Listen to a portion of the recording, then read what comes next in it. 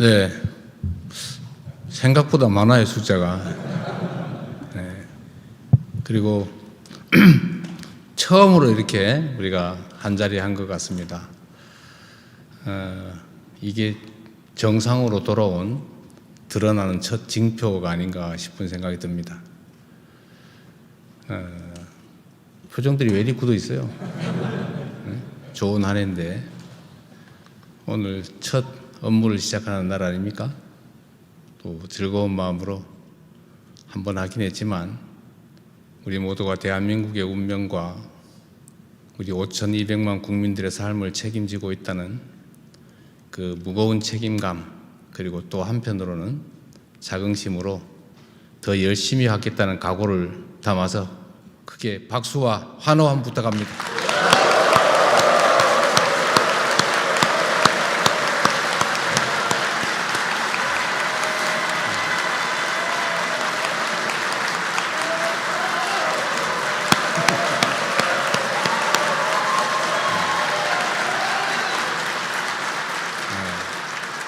잘할 자신 있죠? 네. 잘해야 됩니다. 지금 이 순간에도 대한민국 어딘가에선 생사를 고민하는 사람들이 있을 겁니다. 그리고 희망이 또 절망으로 바뀌는 그 순간을 겪는, 그 좌절을 겪는 사람들도 있을 것이고, 또 새롭게 희망을 설계하는 사람도 있을 겁니다. 모두가 더 행복한 삶을 원하지 않습니까? 우리 스스로도 다 마찬가지죠. 저도 마찬가지입니다. 그런데 객관적 조건이 어려우면 그 모든 것들이 다 힘들어지죠. 우리 부처님께서 인생이 고해라고 했다는데 힘들긴 하지만 그래도 우리가 모두 함께 서로 의지하면서 서로 협력하고 또 가능한 객관적인 조건들을 조금 더 개선해 나가면 고해보다는 좀 더 나은 세상이 될 수도 있지 않겠습니까? 그게 다 여러분들 손에 달려 있어요. 우리 정책실장님, 비서실장님, 그리고 여러분들 손에. 제가 이런 얘기 자주 하지 않습니까? 대한민국 공직자의 1시간은 5,200만 시간의 가치가 있다. 제가 지겨울 정도로 이 얘기를 계속 반복하는 이유가 있습니다. 그걸 자주 잊어버리기 때문이에요. 내가 하는 일이 얼마나 많은 사람들에게 치명적 영향을 미치는지를 잘 느끼지 못합니다. 특히 공직자들은 더욱 그래야 되죠. 뭐 개인 사업하는 사람들이야, 사적인 활동하는 사람들이야, 뭐 자기가 실패해도 자기가 게을러서 어떤 성과를 못 내도 그건 자기 인생에 가는 거니까, 자기 사업에 가는 거니까 크게 관계가 없겠죠. 물론 그 구성원들에게 영향을 미칩니다. 그런데 공직자라고 하는 거는 공적인 일을 하는 거죠. 공적인 일이란 나와 나의 이해관계가 아닌 다른 사람, 세상 사람들의 이해관계에 관한 일을 대신한다는 것 아닙니까? 그게 공적인 일이죠. 그 일을 맡은 게 공직자고, 그런 일을 하는데 필요한 조치여서, 장치여서 권한을 주잖아요. 여러분들 그런 거 잘 알죠? 권리와 권한의 구별. 법학개론 배우면 맨 먼저 배우는 건데, 힘은 힘인데 자기 이익을 챙기는 힘을 권리라고 해요. 그 권리에 대응하는 것이 아마 의무겠죠. 권한이라고 하는 게 있어요. 똑같은 힘인데 한계가 있다는 뜻으로 권한이라고 쓰죠. 그건 남들을 위한, 세상을 위한 힘이에요. 우리는 권한을 가지고 있는 거죠. 그 권한을 가끔씩 권리로 착각하는 경우가 있어요. 사적 이익을 도모하는 힘으로. 그러면 이제 꼬이게 되겠죠. 우리에게는 그런 공적인 일, 세상을 위한 일, 5,200만 우리 국민들의 삶을 개선하기 위한 수단으로서 그 힘이 주어져 있습니다. 그 힘을 잘 써야죠. 그래서 그 힘은 최대한 잘 써야 합니다. 최대한. 세상을 바르게, 공정하게, 투명하게, 희망 있게 만들기 위해서 필요한 힘을 쓰는데 자제할 필요는 없겠지요. 그러나 분명한 것은 어쨌든 우리의 존재 이유 자체, 뭐 사생활로 돌아간 그 순간은 모르겠습니다만 공적인 활동, 공무, 업무 이 시간은 오로지 우리 5,200만 국민들의 더 나은 삶을 위해서 존재하는 거다. 그리고 이게 직장 갑질이라고 또 흉볼지 모르겠는데 공무원은 퇴근 시간이 없는 거예요. 네? 동네 불났는데 무슨 적군이 쳐들어오는데 아, 나 퇴근했네. 휴일이네. 그런 게 어디 있어요. 상응하는 대가는 충분히 지급하겠지만 공직자는 24시간이 일하는 시간입니다. 옛날에 어떤 분이 그런 말씀 하셨는데 눈 뜨면 출근, 자면 퇴근, 그 말이 틀린 말이 아니에요. 그 말을 누가 쓰냐의 차이가 있을 뿐이지. 그만큼 우리의 삶 자체는 정말로 모두를 위해서 중요한 겁니다. 그래서 공직자죠. 공직자의 한 시간은 52시간의 가치가 있다.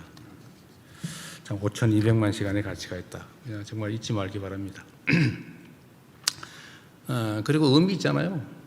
뭐 돈 벌라 그러면 여기 와서 왜 이 고생을 하겠어요? 아침 여러분들 엄청 일찍 출근하죠? 주말도 잘 없죠? 얘기해도 돼요. 남들이 잘 몰라요. 남들은 청와대에 있으면 뭐 권력이 있고 명예 있고 뭐 속된 말로 폼 잡고 뭔가 막 챙기고 막 대접받고 그럴 것 같잖아요. 근데 실제는 전혀 아니잖아요. 그러는 사람이 있으면 문제예요. 그럴 시간이 어디 있어요. 또 그래서도 안 되고 정말로 바쁘지 않습니까? 자주 몸살 나고 아침에 일어나기 힘들고 저녁 늦게 퇴근해서 좀 잠이라도 좀 더 잤으면 좋겠다. 그런 생각이 들 정도로 열심히 하지 않습니까? 근데 우리 국민들은 잘 몰라요. 왜 모르냐? 이때까지 그런 사람들이 눈에 많이 띄었거든요. 근데 우리는 다행히 7개월 다 돼 갑니까? 7개월이 지나는 순간인가요? 그동안에 우리 대통령실, 이제는 청와대 우리 우리 구성원들이 정말로 큰 사고 없이 문제 없이 잘 지내왔던 거 우리 국민들이 인정해 주실 겁니다. 그러나 여전히 소위 권력을 가진 최고 수뇌부 이렇게 생각하고 뭘 하는지도 잘 모르겠고, 왜냐하면 여러분은 참모기 때문에 제 얼굴을 통해서만 여러분은 보여질 뿐이지 잘 역할이 드러나지가 않죠. 그러니까 뭘 하는지 잘 모르십니다. 그러나 정말로 의미 있는 일 잘하고 계시죠? 네. 자부심 있죠? 네. 세상이 똑바로 다시 자리 잡아가잖아요. 난파할 뻔했던 배가 이제는 그래도 우리가 가야 할 방향으로 돌아서서 조금씩 출발을 하기 시작하고 있어요. 원래 출발할 때 에너지가 가장 많이 소모되죠. 이륙할 때가 제일 힘들잖아요. 우리도 마찬가지죠. 지금 비정상을 정상으로 전환하는 시기여서 에너지 소모가 많습니다. 여러분도 희망을 좀 가지세요. 여러분 퇴직할 때까지 계속 이러지는 않을 겁니다. 이제는 조금씩 자리 잡아요. 자리 잡고 이제 이게 균형도 되찾고 방향도 되찾고 일정한 속도를 확보하면 그 다음부터는 큰 힘 들이지 않고 잘 진행할 수 있다 말씀드립니다. 하여튼 중요한 거는 여러분들 손에, 여러분들 마음에, 여러분들 행동에 정말로 수많은 사람들의 생사가 달려있다, 목숨이 걸려있다 이렇게 생각해 주시기 바랍니다. 제가 소방관들한테 이런 얘기를 했는데 여러분은 작은 신의 역할을 하는 것이다. 여러분도 사실 우리 공직자 모두가 마찬가지입니다. 신이라는 게 가장 높이 평가되는 이유는 생명을 주고 걷기 때문이겠죠. 소방관들이 그러죠. 안전에 종사하는 공무원들 특히 더 그렇죠. 그들이 조금만 더 신경 쓰고 조금만 더 신속하게 움직이고 조금만 더 배려하면 죽을 사람이 삽니다. 그런데 조금만 더 방치하고 또 방심하고 게으르고 이러면 살 사람이 죽어요. 자기들 손에 사람들이 목숨이 달려 있다는 거죠. 세상을 만들기도 하고 없애기도 하는 거 아닙니까? 우리 공직자들이 그래요. 1년에 한 2만 명 정도가 유명을 달리한다고 하죠. 온갖 이유로, 교통사고로, 산재사고로, 심지어 자살로 엄청나게 많은 사람들이 자기의 천수를 누리지 못하죠. 근데 그 중에 상당 부분이 우리가 어떻게 하냐에 따라서 살 수도 있는 사람들입니다. 그래서 여러분들은 여기 있는 우리 청와대 식구들뿐만이 아니라 대한민국 공직자들은 그런 책임감, 사명감 그런 걸 가져야죠. 우리의 손에 사람들의 목숨이 달려있다. 우리는 아주 작은 신의 역할을 하는 그런 책임이 부여된 사람들이다. 이렇게 생각해 주면 정말로 좋을 것 같습니다. 그리고 평생 할 것도 아닌데 잠시 맞는 일 아닙니까? 이럴 때 죽을 힘을 다해서 최선을 다하고 우리의 역할이 끝난 다음에 야, 의미 있는 인생이었네. 나 때문에 세상이 이렇게 바뀌었네. 또 우리의 가족들, 친구들, 동네 사람들이 야, 저 사람이 그때 당시에 그 공직자였어. 이렇게 말할 수 있다면 행복한 일 아니겠습니까? 제가 성남시장을 처음, 그러니까 공직을 처음 맡을 때 제가 성남시 공무원들한테 이렇게 약속한 일이 있어요. 지금 너가 아버지 뭐 하시노? 저 잘 모르겠는데 이러지 않냐? 우리가 우리의 업무를 마칠 때쯤에는 너가 아버지 뭐 하시노? 성남시 공무원입니다. 이렇게 말할 수 있게 해주겠다 라고 제가 약속을 했어요. 다른 건 몰라도 저는 그 약속을 실제로 지켰죠. 다들 자랑스러워했어요. 자부심 가졌고 전국에서 벤치마킹 오고 그러면서 뿌듯하게 느끼던 그 공무원 여기 한 분 어디 계시던데 여기 계시네. 네. 어쨌든 그렇게 바뀌었던 것처럼 이제 대한민국 공무원들도 또 특히 여러분들은 여러분들에 대한 공직자에 대한 세상의 인식을 완전히 바꾸게 되는 경험을 갖도록 저도 노력하겠고 여러분도 함께 노력해 주시겠죠? 네. 좀 실질적인 얘기를 몇 가지 좀 드리겠습니다. 근데 뭐라고 한들 중요한 건 먹고 사는 문제예요. 그래프, 숫자, 의미 있지요. 그러나 진짜 중요한 거는 내 삶의 환경이 바뀌었냐, 우리 국민들의 삶이 개선됐냐입니다. 그리고 체감할 수 있냐. 좋아졌는지 모른다. 그리고 훌륭한 건 못 됩니다. 옛날에 우리가 아주 가난했던 시절에는 양이 중요했어요. 배가 고프니까 많이 주면 좋았어요. 그건 나중에 따지고 배고프니까 많이 주면 좋았습니다. 근데 이게 사회가 어느 정도 발전하고 나니까 질이 중요해졌죠. 내용이 중요해졌어요. 그런데 그것도 또 세월이 지나니까 중요한 게 뭐냐? 디자인이 중요해졌어요. 포장이. 외관과 형식이 중요해졌습니다. 그 다음에 또 세상이 바뀌었어요. 그것도 다 갖출 것 같았어요. 그 다음에 중요해진 것은 절차와 과정입니다. 소위 민주적인 과정, 절차, 예의 이런 게 중요해졌죠. 그런데 이게 또 끝이 아닙니다. 지금 또 더 중요한 건 마음이에요. 이제는 사람들은 잘 모르는 분들이, 특히 공직자 중에 그런 분들이 있던데 세상을 너무 좀 우습게 여기는 경우가 있습니다. 자기는 알지만 세상은 모를 거라고 생각하는 거예요. 그런데 전혀 그렇지 않습니다. 저는 정치적 영역에서도 그런 현상을 실제로 자주 보는데 어떤 정치적 평론가나 전문가보다 국민들의 집단지성이 훨씬 더 훨씬 더 무섭습니다. 훨씬 더 역량이 뛰어나요. 국민의 집단지성은 정말로 무섭죠. 왜 그런가? 여러분은 화려한 언어, 형식 이런 걸로 사람을 설득한다고 생각할 수 있을지 모르겠는데 제가 겪어본 바로는 그리고 약간 심리학적인 과학적 근거를 대해서 얘기할 수도 있지만 사실은 사람들은 첫 보고 딱 보고 눈을 맞추고 접촉하는 순간에 상당 부분 이미 캐치해요. 얘기, 형식 그건 나중 문제죠. 그건 마음이 전달되기 때문입니다. 이렇게 딱 보면 알죠.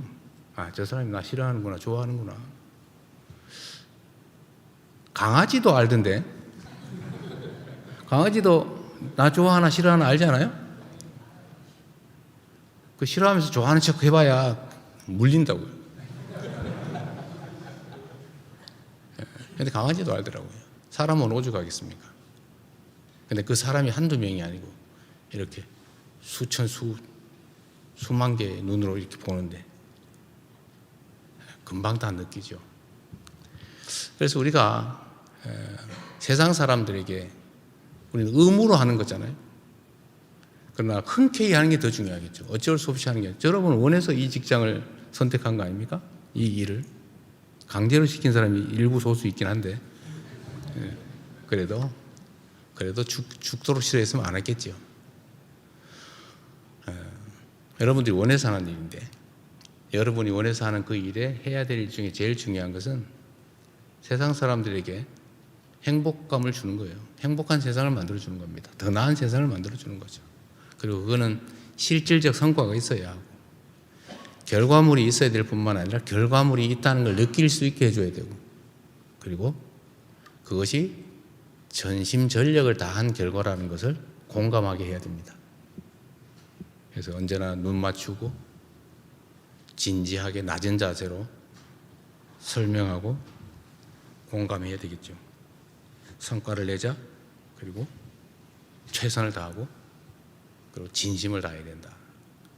그리고 존중해야 된다. 또 한 가지는 이런 게 있습니다. 요새 좀 시끄럽던데 이게 공직이라고 하는 게 공적인 일을 하다 보니까 권한이 수반되죠. 힘이 수반되니까 그 힘이라고 하는 것은 마치 아주 잘 드는 칼날 같아서 여기에 쓸 수도 있고 저기에 쓸 수도 있고 좋은 용도에 쓸 수도 있고 나쁜 용도에 쓸 수도 있고 세상 모든 사람을 위해 쓸 수도 있고 나만을 위해서 쓰면서 세상 사람들을 해칠 수도 있는 그런 날카로운 무기 같은 거죠. 힘, 권한, 권력. 그래서 유혹이 많아요. 압박도 많아요.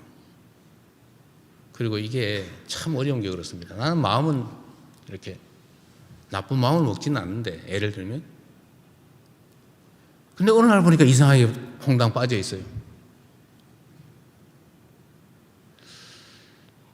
제가 이런 얘기 자주 하는데 돈이 마귀다. 진짜 마귀예요. 그런데 이 마귀가 마귀의 얼굴을 하고 나타나면 딱 구별을 하겠는데 내 마음으로 다 구별할 수 있잖아. 안 하면 되죠. 안 넘어가면 되죠. 근데 문제는 이 마귀들이 절대로 마귀의 얼굴을 하고 나타나지 않아요. 꼭 천사의 얼굴을 하고 나타납니다.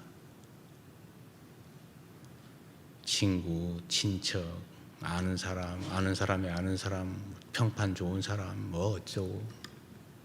그래서 구별이 잘 안 돼요. 가끔씩은 선의와 선행으로 포장되기도 해요. 그래서 조심해야 됩니다. 끊임없이 자기 자신을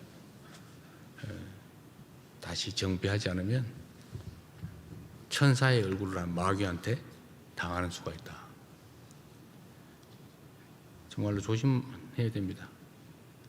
우리가 처한 가장 위험한 상황이에요. 우리는 선의를 가지고 있죠. 제가 보기에는 아마 우리 최소한 이 가까이 있는 여러분, 우리 청와대 직원들, 그 대체적인 대부분의 공무원들은 다 선의를 가지고 있습니다. 다들 의심하죠. 야, 너 나라가 썩었어, 조직이 썩었어, 공직사회가 썩었어 라고 말을 하죠. 그리고 실제로 그런 현상이 보이죠. 안타깝게도. 그러나 자세히 들여다보면 압도적 다수, 대다수의 사람들은 자기 본분을 다해요. 최선을 다하고 주어진 역할을 하지, 나쁜 마음 먹고 나쁜 짓 하려고 하는 사람 별로 없어요. 생각 밖으로. 만약에 우리 사회 구성원 대다수가 그렇게 부패하고 무능하고 그랬다면 우리 사회가 이렇게 발전할 수 없습니다. 그런데 대한민국은 정말 위대한 나라예요. 그리고 아무리 썩었다, 나쁘다 이렇게 얘기해도 그중에 정말 소수일 뿐이지 대다수는 정말 자기 일 열심히 최선을 다해서 합니다. 그래서 이 나라가 전 세계에서 정말 식민지에서 해방된 나라 중에 이 유일하게 산업화, 민주화를 동시에 이뤘다는 건 아닙니까? 위대한 나라예요. 그리고 이제는 문화적으로 전 세계에 표준이 되어 가고 있잖아요. 앞으로도 아마 엄청난 저력을 발휘할 텐데 문제는 그 중에 소수가 있다는 겁니다. 이 소수가 마치 우물에 흙탕물 일으키는 미꾸라지처럼 그 소수가 전체를 이렇게 훼손하죠.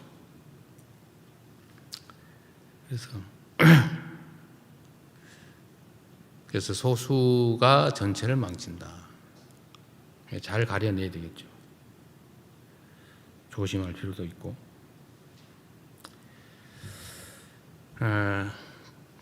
그리고 마지막으로 너무 말 길게 하면 별로 안 좋아해서 별로 반응이 없어요.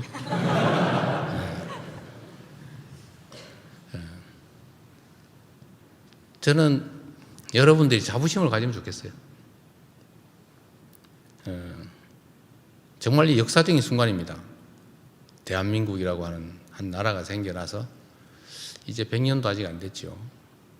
그러나 저는 일종의 분수령을 지나고 있다 이렇게 생각해요.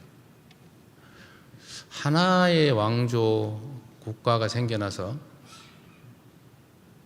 우리 저기 정책시장 말씀이 하면 300년 넘기기가 보통 어렵다고? 300년이면 엄청 오래 간다고 해요. 제가 보기엔 100년을 넘기기가 쉽지 않은 것 같습니다. 그래도 100년을 넘기는 정도면 엄청나게 훌륭한 나라인 거예요. 저는 당나라가 한 5, 600년 정도 됐나 했더니 300년이었다고? 그래도 당나라가 당태종이 어쨌든 기반을 정말로 잘 쌓아서 아주 탄탄한 왕조였다고 우리는 알고 있는데 300년밖에 안 됐다고 하니까 좀 놀랍습니다. 근데 왜 나라는 300년을 넘기기가 어려울까? 저는 그 사회가 기본적으로 그렇게 흘러가는 것 같아요. 사람들의 욕망 때문에, 사욕 때문에. 사람들은 뭐 자기 욕망을 채우기 위해 살잖아요. 그럼 나쁘다고 할 수 없죠. 그거야 뭐 삶의 인생의 본질이니까.